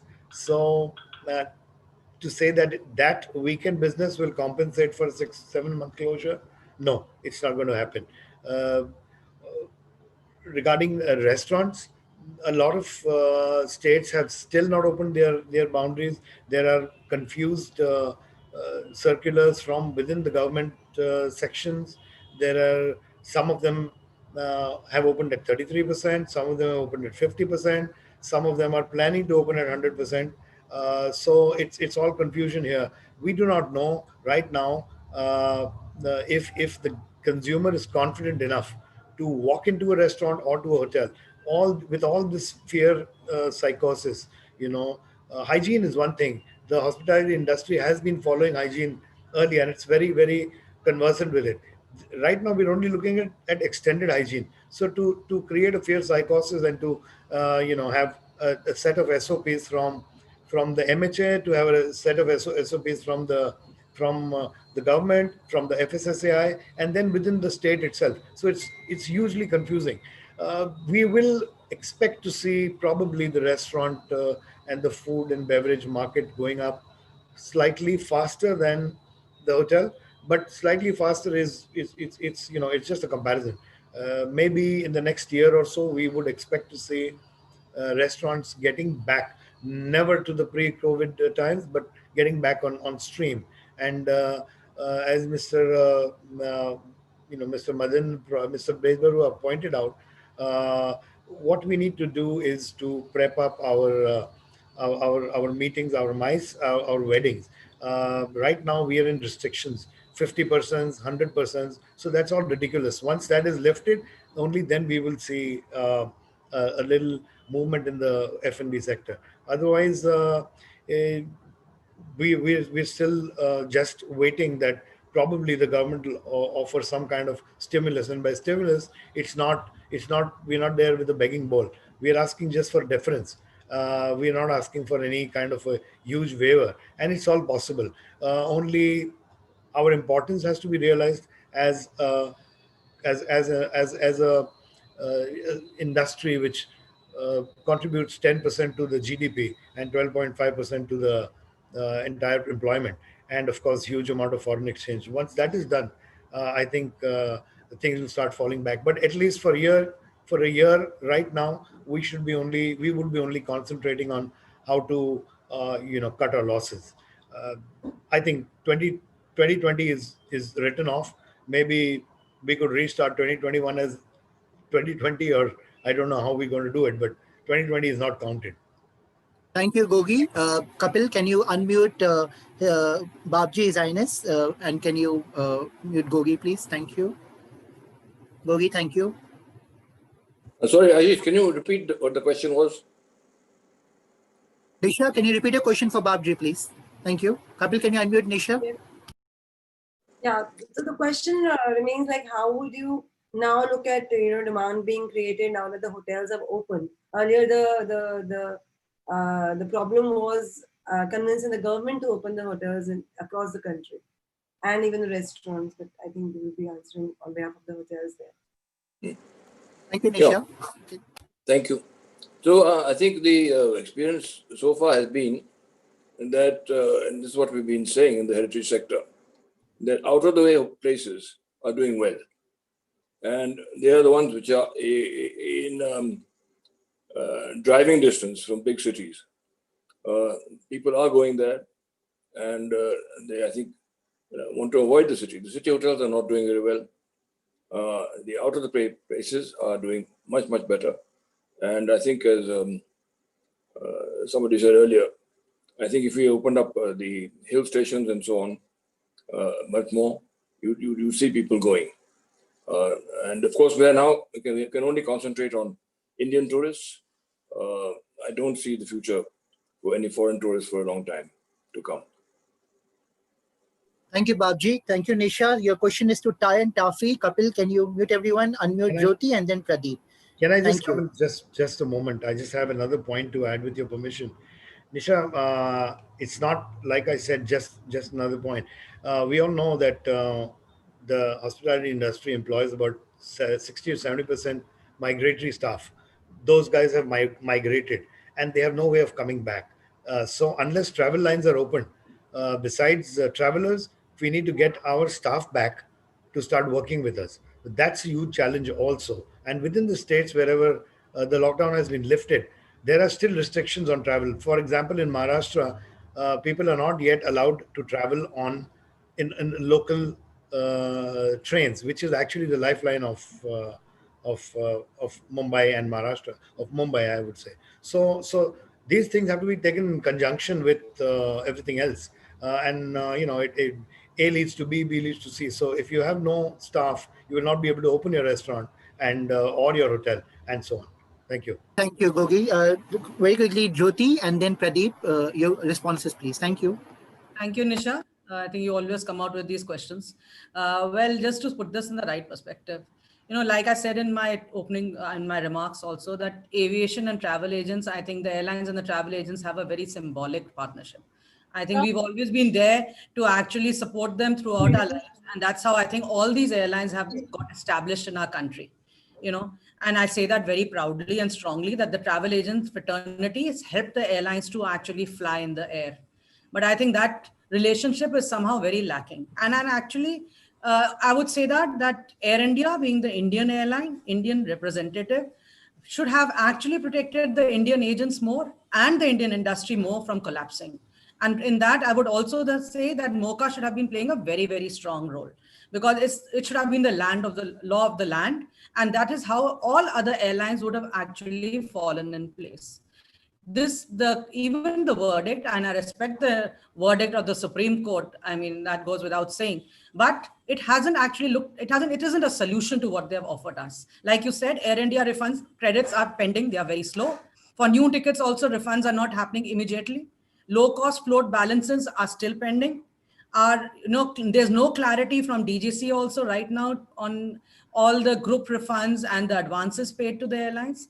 So I would say that, somehow the MOCA has to come in front to lead the way. And it's time that instead of only talking to the aviation industry in the form of airlines, they should be speaking more strongly with the agent community, because I think we are all part of IATA, and IATA also needs to protect the travel industry more and on an equal footing with the airlines. I think that is very important, and like I said, also DGCA needs to be a very smart and proactive regulator, so we need to get these things done to actually come back.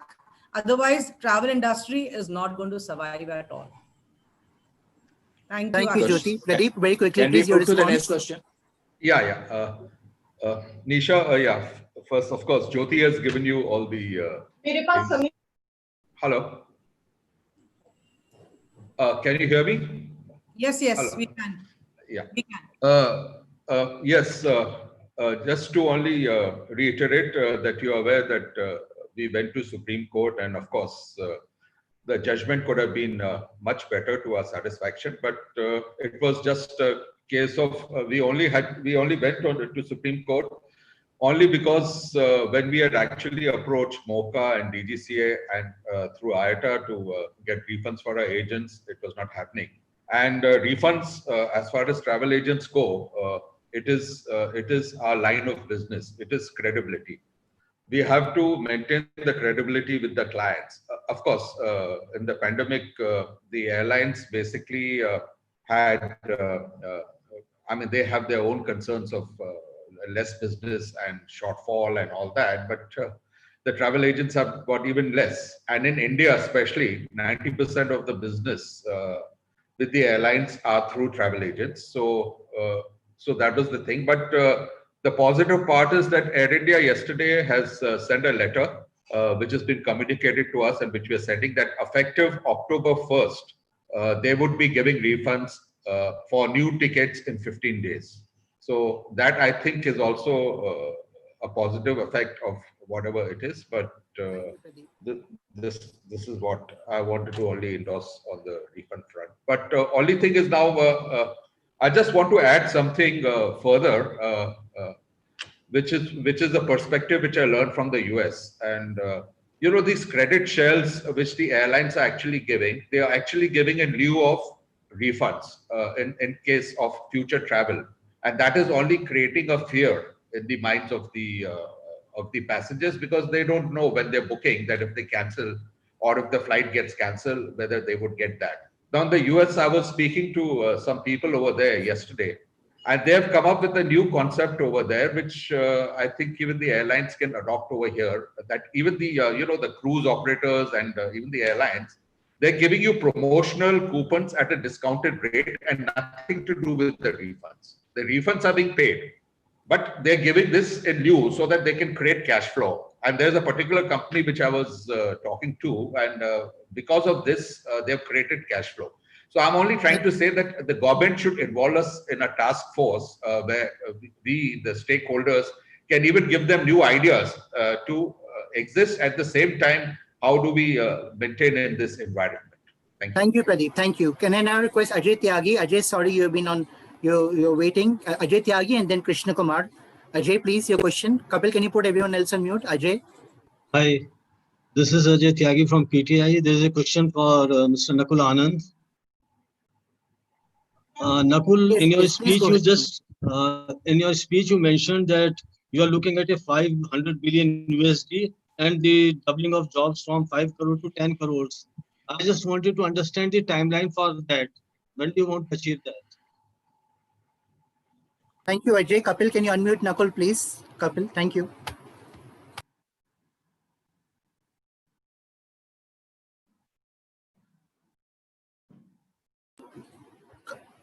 Nakul, you're muted. Kapil, can you unmute Nakul, please?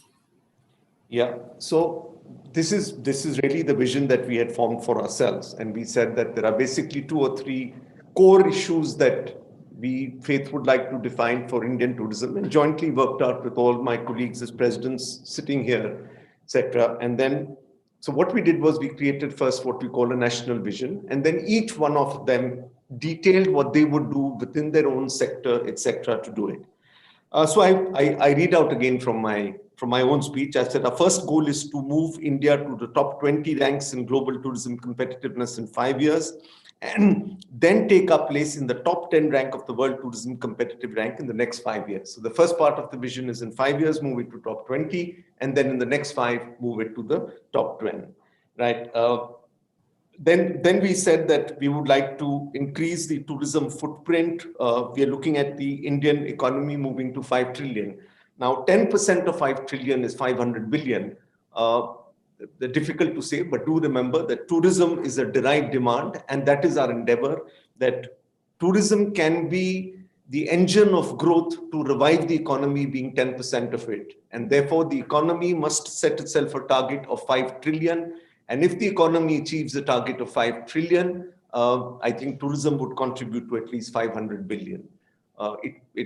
It all depends on how fast the country as a whole can get out of into what I call the new normal or the next normal post-COVID, how quickly our sectors recover. But tourism can play a very large role. And once the economy is 5 trillion, it'll be 500 billion. Difficult to say what time span it is, because it depends on what time span the economy reaches that level. Thank you. And Thank you, thank you, Nakul. Thank you, Nakul. And there is another follow-up question. What has been, according to you, the total impact of the COVID-19 pandemic on the sector, the hospitality sector, on as a whole? Ajay, I think thanks, Ajay. That's a good question, but I think that we Faith has time and again given an estimate. And I think it's a difficult estimate to arrive at across the industry, but I think we've taken some very good thumb rules and we worked on this, etc. And we've compared it with global trends, etc. Now, assume that I'm not even taking the Indian economy at 2.7 trillion. I'm saying that the Indian economy is at 2 trillion, right? We've always said it's an established fact. the WTTC satellite accounting standards, all that have said that tourism in India is at least 10%. So I'm assuming 9.4, whatever, I'm rounding it off to 10%. I have margin because I'm not taking 2.7, I'm taking 2 trillion as the Indian economy GDP. If I take that, I arrived at 200, right? I arrive at 200,000 crore. I take 75% of that, 200 lakh crore. I arrive at 75%, which is conservative. There are estimates by UNWTO which say that it will go up to 80% would be the decline. The current trend, if you look at, I'm not even talking of the calendar year, talking of the financial year, April to October takes us 6 months. We've got half-yearly results out. On an average, it's 90% is the decline. Assume that it begins to pick up very optimistically. It would be 75%. My colleagues did mention the most optimistic would be 5 lakh crore. A more realistic would be 15 lakh crore, which is a 75% decline. Again, to reiterate, 2 trillion, 10% of that, 2 lakh crores, 200 lakh crore, 2 lakh crore, transfer that, 75% of that, 15 lakh crore. So that is the estimate or the impact on travel and tourism as a whole in the country. And this is comparable with what's happening around the world.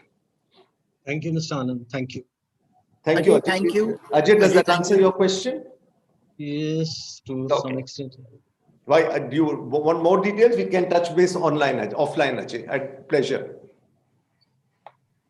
Thank you, Ajay. Thank you, Nakul. Krishna, you're on next, please. Sorry to have kept you on hold.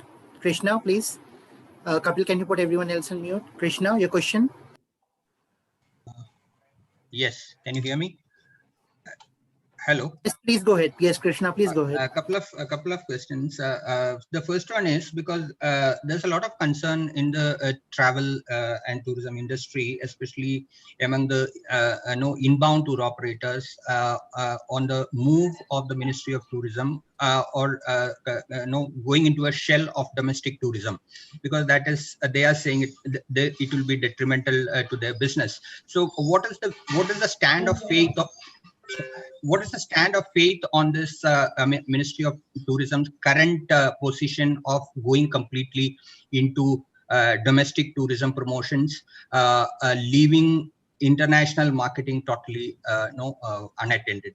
That's the first question. And the second question is about the whole issue that you were so far discussing about the unorganized nature of this industry, because of which even the Ministry of Tourism and its officials publicly said that we cannot address many of the issues of facing this industry on the financial front, because this industry is not organized and there's no correct data available even with the policymakers on this industry. Even since Subhash Goyal mentioned about the Kerala example, even I can tell you, yesterday I was attending a webinar of Kerala where the tourism officials were saying, although they announced a package for the employees as well as employers, there are no takers. Although the Kerala tourism industry was employing 15 lakh people or 16 lakh people estimated, hardly 50,000 people have been applied for that employee guarantee or whatever support scheme, salary support scheme. So, as a federation of these the industry, what is faith's role in getting this industry organized first of all? These are my questions. Thank you. Krishna, thank you. I will allow Pranab and take your first question on inbound, and then I'll either ask Nakul or I'll take the second question on unorganized data. Pranab, Kapil, can you unmute Pranab, please? Yes, I'm online. I think what Ministry of Tourism has taken a stand, because the international borders are not open and international flights are not open as yet. So they presumably they want all inbound tour operators to experience the domestic tourism and be part of it. So therefore, Ministry of Tourism at the moment is trying to promote domestic tourism. That's what I feel. Otherwise, when it opens, Minister himself has assured that when international tourism opens, they will do the maximum marketing to help this industry. Thank you, Ashish. You are on. Pranab, thank you very much. Krishna, just so to add to what... if you excuse me, I actually wanted to know the faith's take on this issue, not ITO's, because ITO is an association, but as a federal body, I want to know what is faith stand on it, not ITO stand.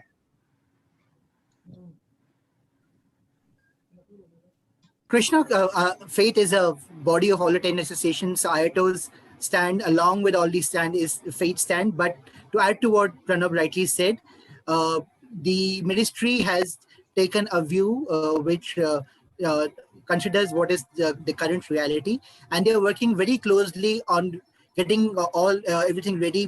They have addressed the issue of the advisory with the Ministry of External Affairs. They're getting the campaign communication ready to the external markets. They have all the aspects are getting ready, and as Pranab rightly said, the focus to leverage what's the opportunity at hand. They are leveraging on domestic tourism, and currently they are preparing all their aspects on international tourism to go ahead the moment we are capable of getting the international travel fully booming. And it is a consolidated viewpoint from all of us, Krishna. Thank you. No, thank you very much. And the second question, Nakul, would you like to take that question? Would you like me to take that question on the unorganized data? Okay. Okay, I think Kapil, would you like unmute Nakul, please?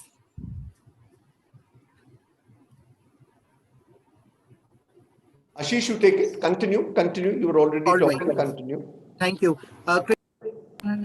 Krishna, I understand the question is unorganized data, and you're very right. This is, in fact, since the very beginning of the pandemic, this has been one of the key challenges that the ministry and faith with all the 10 bodies have been trying to correctly address, of how do we actually correctly quantify the issue of what is the correct value at loss. And as you rightly identified, it's been said that the data points are not present. So we are in discussion with the ministry of how to ensure that we and the government is taking the steps. I think they've introduced a Saathi movement, and they are coming up with a policy where the registration will become easier to organize the industry. I think we have learned from this fact that we should have more data points available so that our aid is faster and quicker. At this point in time, I think this is, the ministry and faith of all 10 bodies are working together to arrive at a solution, and hopefully they should be in a position to come back to you soon on that. Besborough here, can I come in for a 1 minute? Yes, please, Mr. Besborough, yes. Yeah, on this data on the unorganized sector has been a problem all over the world, because the ripple effects of tourism is the unorganized sector. You cannot really know who is affected by the tourism in the various areas that tourism operates. For that, India, Government of India had started taking count of that. There's a specific measure of statistics which is called the tourism satellite accounts, which will go into assessing what is the ripple effect of different people who all across the economy who are affected by tourism. It is a very, very difficult exercise, but that's an exercise going on. And once we have the tourism satellite account truly in position, we'll be able to perhaps count their contribution to GDP and other areas. And because of that only, earlier our GDP contribution of tourism was considered to be, when I was in position at the time, it was 2.5% to 8%. Now it has, because we have been able to capture some of those unorganized sector, it has gone up to 9% in most cases. But I think if we really can capture all of that, it will be even more impressive than what we have. I just wanted to mention that these are the problems. Thank you. Thank you, Mr. Besborough. Thank you. This is a very, he has the correct perspective. But Krishna, just to close the point, we are very happy that the minister has acknowledged that the data point is an issue of concern. And having been acknowledged that, we are looking forward to working on a solution, and hopefully we should be able to address that with the ministry. Thank you very much. Could we move on to the next question, Kapil? Can you identify who is the next, where the next question is coming from, please? Can we request everyone to flag their questions with or raise their hands? Kapil, can you please let know who is the next person? Mr. Besborough, can you go on mute, please? Kapil?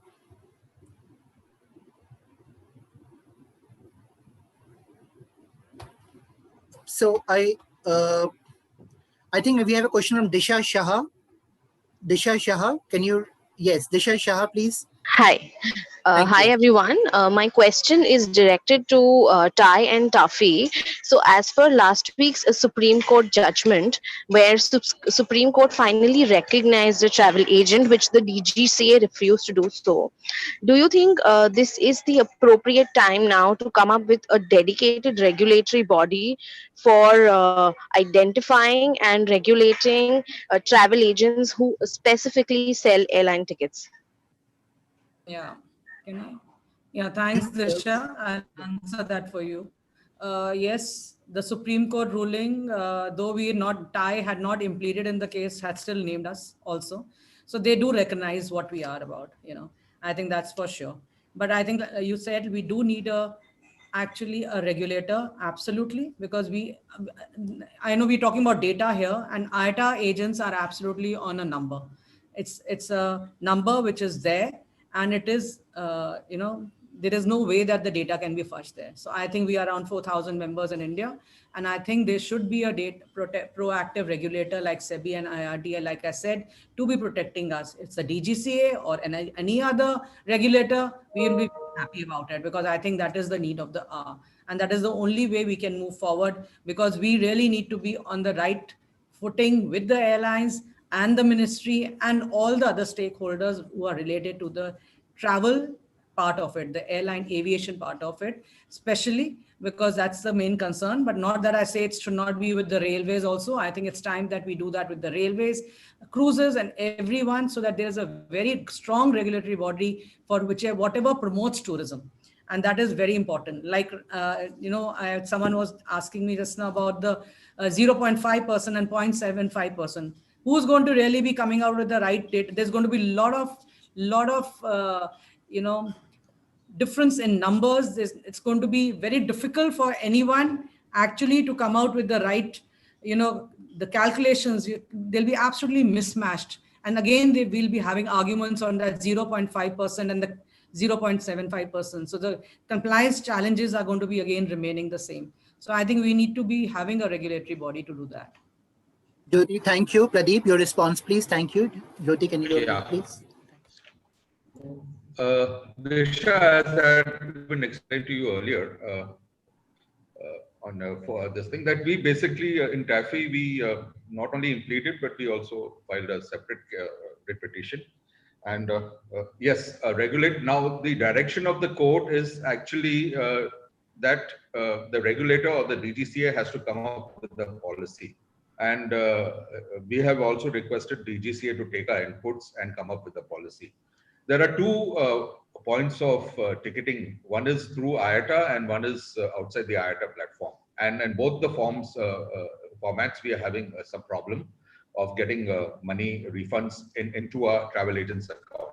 At least the judgment is very clear that going forward, that travel agents will, tickets which have been done through travel agents will come through travel agents, whether it's refunds or even if their credit shells, if they would be coming up with in case of stress in certain airlines, they would have to pay through travel agents, and those shells or those coupons are transferable.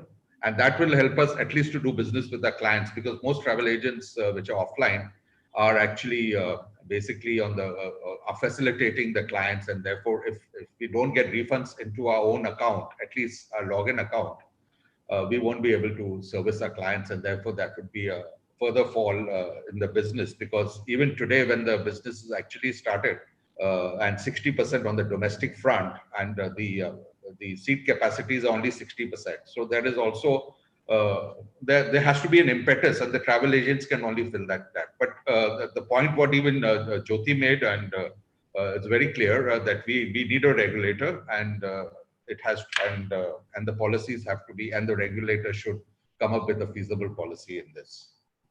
Thank you, Pradeep. Our next question, Priyanka. Could we have the next question from you, please? Thank you. Hello, am I audible? Yes, please go ahead, please, Priyanka. Thank you. Your question and to whom, please? Yes, good afternoon, everyone. My name is Priyanka Saxena from Business of Travel Trade. I would like to ask Mr. Anand, keeping the efforts of the travel trade associations and especially faith in mind over the last 6 months with regards to seeking help from the government and the fact that nothing has come out of it so far. So A, do you consider it to be a failure on the part of faith to perhaps highlight the importance of the tourism sector in the eyes of the government? You know, we've not been, there's been some lack in our efforts. We've not been able to portray the image of our industry, the position that we are in, the, what we are facing, the challenges that we are facing. And B, you know, your faith is a federation with all the stalwarts in the industry. And so is there a plan B in the absence of a government relief? Is there a plan B with faith, what it plans to do to bring tourism out of the situation that it is currently in? Thank you. Nakul, Kapil, can you unmute Nakul, please?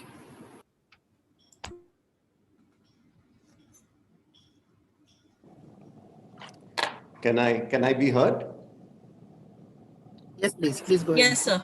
Yeah, rightly, I first must say that I don't think it's right to say that nothing has been done by the government. I think that the government has been working hand in hand with the industry. The tourism ministry especially, we are very grateful to them. I don't think any one single industry has been given any sort of relief package, right? It is a segment that has been given, a sector that has been given, MSME, this, that, etc., right?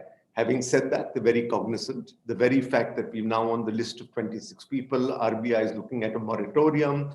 Government worked very closely with us to work out policies to define India as a safe destination, took our advice on what should be the larger policies once the tour begins to open. The idea of promoting domestic tourism throughout was again a decision which Faith pointed out in the survival mode, that we would have to look at all that the government has worked with the government very well. So it doesn't mean that the government hasn't worked with us. But at the same time, we must remember that yes, we are an industry that is affected the most. We are the first to go down. We are the last to come up, etc. There are many more things that we could do. But I think from a central government point of view, we've got a lot of support. We've got a lot of help. There's no end to it. I think that there are a couple of issues that have been raised by my colleagues that are still required to be done in terms of liquidity, which is really one. And I think Gogiji said in terms of, we are not asking for anything. We're only asking for deferment of what are due for us, because survival depends on liquidity and how can we keep this liquidity together. However, there's a lot depends also on the state governments, right? I think as an industry over the years, where tourism did not really make its impact was that we focused only on the center and not at the states. Many of the requests that we have made today are really dependent on the state, barring GST. I think if you look at the hotel industry, the industry status, the power tariff, deferment of excise duty, property taxes, all this is part of what the state can give us, etc., and the relief that is given from the state. So it's only in the last 3 to 4 years or 5 years when Faith was formed have they started taking the message to the states and not concentrated on the center. Faith has worked with various state governments. We worked on tourism policies, even the new Andhra tourism policy. We worked with Rajasthan, we worked with Karnataka, etc. So I don't think that it's right to say that Faith has not achieved what. I think that's a very, sorry to say, a negative way of looking at it. We are very proud, and we are all very proud of what we have achieved. I think Faith has become the accepted body of tourism. We've had many successes. We also worked on the visa on arrival overnight. When that was granted, I think Faith had a large role to play. At the same time, supporting the government, I must also remind you that this is not a crisis of a normal manner. This is not a crisis of a manner of the financial crisis, right? Where anything that can, here, every consideration has to originate from the consideration of safety. Theoretically put, at the start of this, any government has really two choices to make, right? One is sacrifice people and save the economy, right? One is save people and sacrifice the economy. Can any government do any of these two extremes? They can't. There has to be a midway approach between, and that is what is happening. We are grateful for what has happened, but we still believe that there is a lot more to be done, and these have been outlined in a series of discussions, and what you've heard various people. Ashish did mention the top 5 of these would be available, etc. So that's really my answer. To sum it up, yes, we are the industry most affected. Have demands been met? Certainly not. Is the government trying to help us? Certainly. They have their constraints, but yes, certainly. Is the industry today recognized? Yes. But I still believe that in many areas, we still carry an elitist tag, which sort of needs to be dropped. And I think, again, Gogi, we mentioned about that. It's not a crisis of a normal order. It's a crisis that involves health consideration. Easy to say that open up flights from another country, but opening up flights from another country, would that country allow flights to come into India? Would that country allow Indians to go back? There are multiple health considerations. So that's my answer.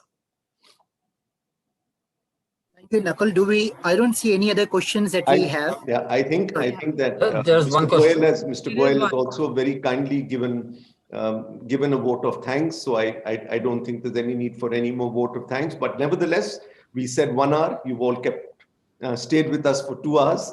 So I think you all also appreciate how important tourism is, right? And thank you all for being there. I thank my colleagues who are presidents of various associations, but above all the media. And as we told you, we need our story. We need you to give our story to people, to take it to people so that people begin to understand that we are not an elitist activity. We play a large role in the economics of the country, and we can help in the revival, and we look forward to your support. We have one question. Yeah, hi, this is Ashmita from Hospitality Biz. My question goes out to Mr. Kohli and Mr. Bez Barua. So Maharashtra Cabinet yesterday approved the ease of doing business policy for the hospitality industry.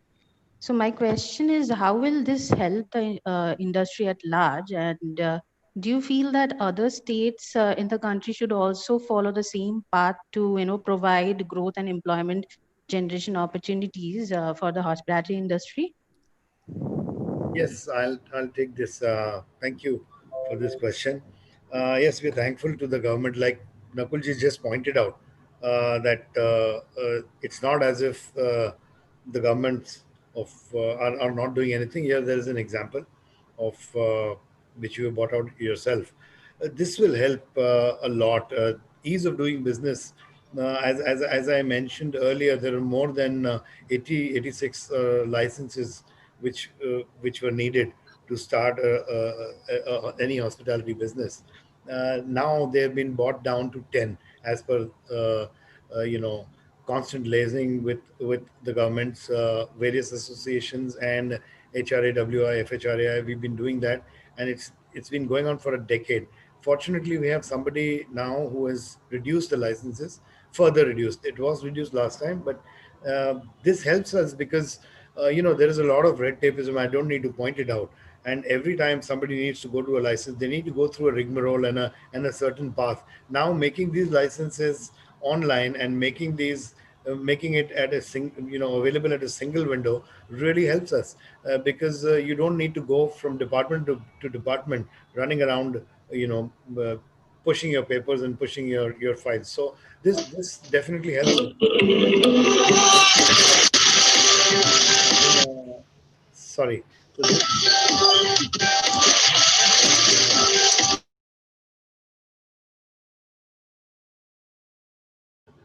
So this will definitely go a very long way in providing us that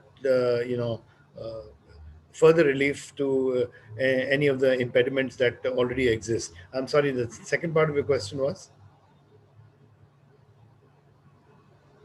Yes. Yeah. Okay. So second part of the question, whether the state should. Yes, of course. I think it's always the live and learn situation. As we are, every state can imbibe from each other, and they can take the best practices. Like Delhi has started 24/7.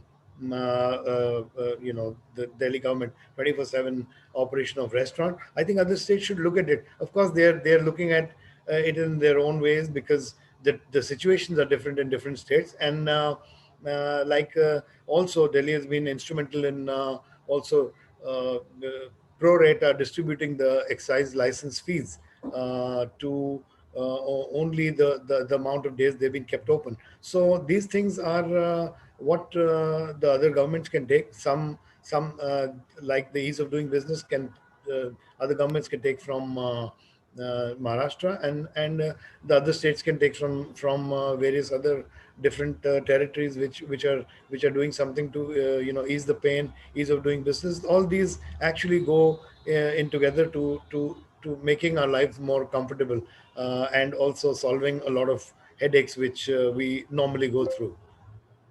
Okay, thank you. Mr. Bezbarua, please. Kapil, can you unmute Mr. Bezbarua? Yeah, I think Mr. Kohli has more or less explained what the question, but let me also add this thing that ease of doing business has been a problem talked about for Indian economy for a very long time. And ease of doing business is particularly pertinent in the tourism sector because here the private sector plays the main role. And we have been saying that there are upwards of 30 to 60 compliances, licenses, which have to be made by the hotel industry, restaurants, etc. Many of them can be rationalized, and the present government also have taken steps to rationalize a lot of old regulations, etc. And anything that happens there, every single step forward is a welcome step for us. The problem with the states so far as tourism is concerned is that states have their own priorities, states have their own compulsions.